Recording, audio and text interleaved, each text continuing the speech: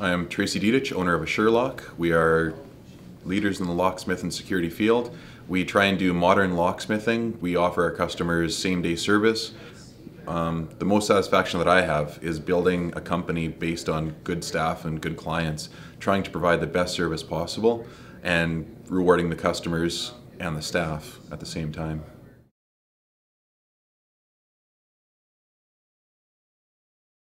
The biggest issue we had on purchasing a building was trying to find a good location, a good price, and options for financing and renovations. Because when we were looking at a lot of the spaces, they were like shoe boxes, just bare on the inside. So we had to try and find out what the total cost would be on getting everything renovated. The price of the building is one price, but trying to get everything on top of it is a totally different field. And then trying to find out what you have available for financing, if you can get financing for just the building, or if you can get financing for the renovations as well. The other concern is sometimes you're not sure what you have to put for a down payment, whether it's $20,000, $150,000, you don't know what's available to yourself for finances.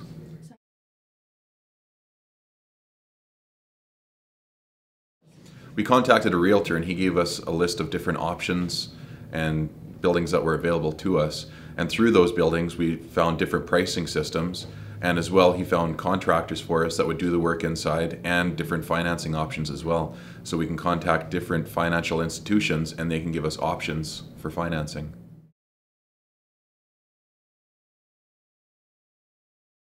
There's a lot of people that do lease for numerous years, 12, 15 years. If you can purchase a building and have it paid for in 15 years, it may be a little bit more expensive, but long term, it makes the business greater value. And in the end, you can actually sell it to yourself and it's greater for you as like a retirement plan. So what you can do is you can have the building yourself and that's what you can focus on for a retirement plan. The greatest asset that we have in purchasing a building, it allows us to expand our business.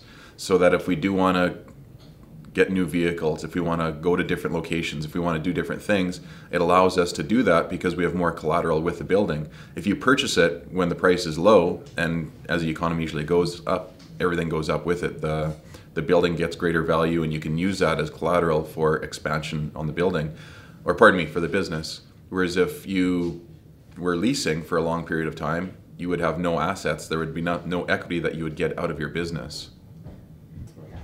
We actually purchased Lloyd Lock and Key about a year ago, and having the commercial building allowed us to do that so that there was collateral for that. The other thing we did in the last month or so, we have purchased Penticton Lock and Key, and we would not be able to do that unless we were financing the building, because having those two opportunities, you have to have a lot of collateral, and if you're leasing, you have nothing for the company to take if it goes under, because you have to pay for mostly the goodwill and some of the assets and equity, and it's hard to come up with a large sum of money to put down, where this allows us to put less money down and I guess get the business.